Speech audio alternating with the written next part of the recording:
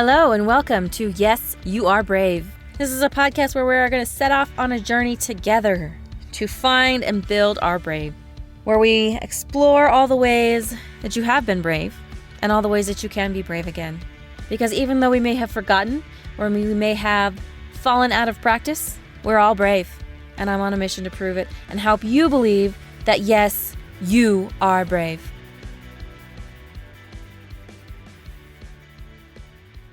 Hello, and welcome to this week's episode of Yes, You Are Brave. I am Pawnee. I'm your host. Let's jump right in and talk brave. So today I want to talk about redefining happiness. And I kind of want to give a tiny bit of background about where the idea for this information, this episode came from. So I was thinking about something and I was thinking about... I don't remember the context, but it was like the question came into my mind, is this the race you actually want to run? And sometimes I couldn't help but wonder and think about how so many times we are like in this race, we're in this contest, and if we really stop to think about it, do we want to be there? So I kind of had this idea of like, okay, so what are we looking for? What are we reaching for?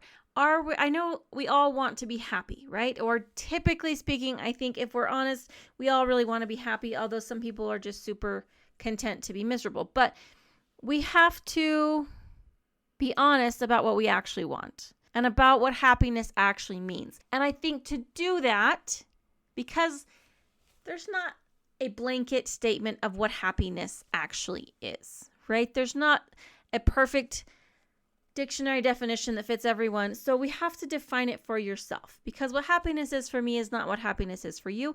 And that's totally fine. Because we are individuals, we can have completely different versions of happiness. For you, it might be living in a high rise in the city and being out in the hustle and bustle of the city and all of those type of things. For somebody else, it's going to be living in the middle of nowhere with a big, huge garden and chickens and cows and pigs and everything in between. And what happiness looks like for you is totally fine, but you have to be the one to define it. You have to be the one that says, okay, this is what happiness looks like for me. And this is what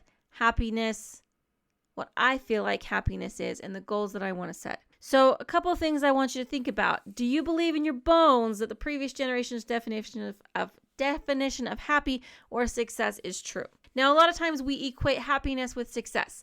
And I think that that's something that maybe we need to cut the ties with, if I'm being perfectly honest, because you can be happy without necessarily being successful. And being successful also is something that you have to define for yourself. And now when I say this, I'm not saying that we need to completely abandon everything that the previous generations have done and said. What I am saying, though, is that you need to ask the question. Okay, you need to be the one that decides, okay, let's look at what I've been handed from previous generations and see, does it actually work for me? Is this something that I believe in? And maybe it is. Maybe it's not. It doesn't necessarily matter, but what matters is that you ask the question and you say, okay, do I believe that this is what success looks like? Do I believe this is what happiness looks like? And it's okay if you realize, okay, yeah, I do feel like this is what happiness or success looks like. And it's okay if it's not. Okay, but you need to be brave enough to ask the question about, is this what happiness means for me? Is this what success means to me? The next thing I wanted to touch a little bit on is, because we inherit a lot from previous generations and from society and around us as a whole, you have to realize that you have to start to matter in your own life. Now, I know that some of the things that we inherit from other generations, it's this whole, we have to be selfless, we have to be always serving, we have to be doing this, we have to be doing that, pulled in a million directions type of a thing. If you're going to redefine happiness, that means you have to be able to be important in your own life. You have to matter in your own life. And you've got to learn to put yourself on your own list. Okay? And I will say that you should be at the top of your list, because you can't really give to others from an empty cup. You can't pour from an empty cup. You cannot help others if you cannot function yourself. Okay? So taking care of yourself is actually not a selfish thing at all. It's actually one of the most selfless things you can do, because when you take care of yourself, then you are better able to take care of other people. You're better able to contribute to society. You do the world so much good when you can actually show up in your strength instead of showing up in what's left after you've given everything away. So you should be, let's put ourselves at the top of our list. But I realize that some of that's going to be hard, so let's at least put ourselves on the list. The next question I have for you is a little bit of an interesting reflection question, is why do you want to be happy? Why do you want to be happy? Or maybe we take it a step further and say, or step back maybe and say, do you want to be happy? Next question is, are your actions supporting what you say you want? If I say that I want to run a marathon, I should be running very, very frequently. I don't know how often you're actually supposed to run when you're training for a marathon. I want to say every day, but I know that's not quite true. Okay? So if I want to say that I want to be a marathon runner, I better be running all the dang time. Your actions need to support what you say you want. And if you don't actually want that, that's fine. But stop saying that you want something if you don't actually want it. Because remember, words have power. We've talked about that before. We'll probably talk about it again, that your words have power. So when you say that you want something, when you say that this is your goal, and then you act a completely different way, you are breaking promises to yourself. You are essentially lying to yourself, and then you feel like you can't trust yourself. Ever think of it that way? So are your actions lining up with what you say you want? Kind of the next step in that, it's not easy sometimes to be happy, because there's always going to be a reason to be unhappy.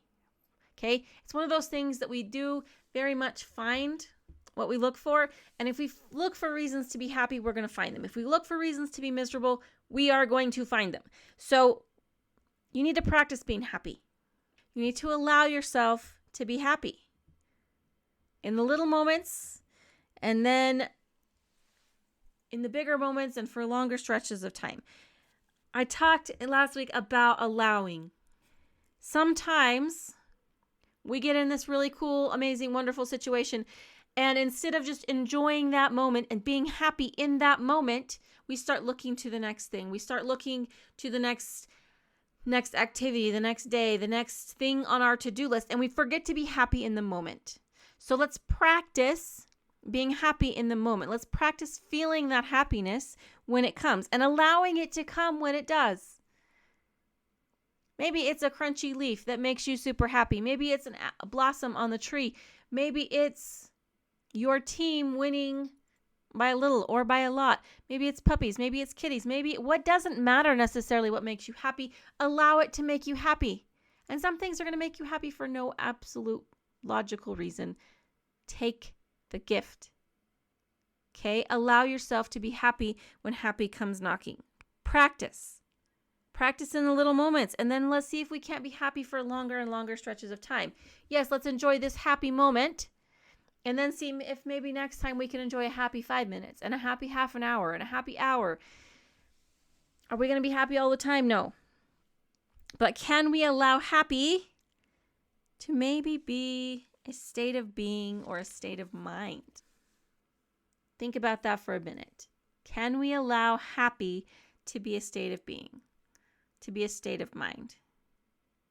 If we could do that, if we could allow it to be a state of mind, if we could allow it to be just where we are, then what do we need to do to get there? Okay, what do we need to do to get there? What do we focus on? Well, I would argue that you've got to focus on the good if you want to be happy. And this is I'm going to be a broken record about this thing, is you are going to find what you look for. It's as simple as that. Right? If you look for the good, you're going to find it. If you look for the ugly, you're going to find it. If you look for the flaws, you're going to find them. If you look for the bad, the miserable, the reasons to be unhappy, you are going to find them. But you are also going to find, if you look for the little things that make you happy, if you look for reasons to laugh, if you look for reasons to smile, if you look for the reasons to be happy, you're going to find them. So look for the reasons. Brings me to my last point. Choose to be happy. I know that there's all these books about being happy. There's all these things about being happy. And I feel like what most of it comes down to is a choice.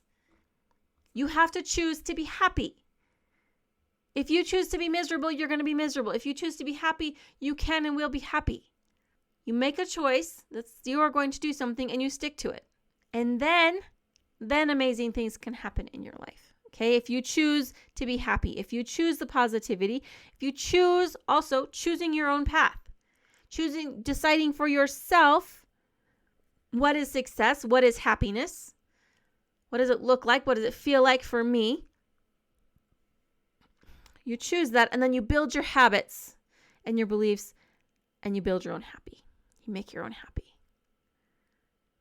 I can't help but think about the little cartoon that's like somebody's got this little jar and it says happiness or something like that, and the other person says, "Oh, that's really cool. Like, where did you find that? I've been looking for it."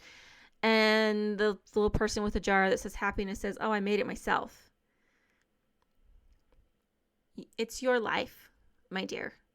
It's your life, and you get to own it. You get to own you're happy. So own your happy. Find the things that make you happy. Find the things that light your heart on fire, that make you feel alive. Find those things and do them more often. Choose to look for those things that make you feel happy. For me, happiness is very, very much peace. For me, happiness and peace go very much together. And when I am at peace, I am happy. And so that means that I need to be searching for, and I need to be putting myself in places where I can find peace. What does happiness look like to you? What does happiness feel like for you? And what are you doing in your life to make sure that you can be happy? So let's define happiness for ourselves, or redefine it for yourself. And then start making your life, your habits, your beliefs, all the things that you do, make them support your belief and your definition of happy. Because you get to be happy, but only if you want to and are willing to work at it. And I think that that's the thing that some people just cannot wrap their head around, is that happiness, like pretty much any other good thing, does require some work. But you know what? You are also worth the effort to put in the work to be happy. So let's go out there this week. Let's take a look at what our definition of happy is, what our definition of success is, and maybe redefine it if it needs to be redefined. And then let's start making our actions and our habits match the life and the happy that we want to live. Because you are so, so worth it, my friend, and you are brave enough to do that. I know you are. So let's get out there and be happy. I love you. I believe in you. I'm rooting for you. You have got this. You are brave. Have a great day. Thanks for listening. And if you enjoyed what you've heard today, please leave a review down below and share this with anyone that you feel like could use a little more brave in their life. And if you'd like to follow more of my journey to be brave, you can follow me on social media and link down below. Have a fantastic day, and don't forget to be brave.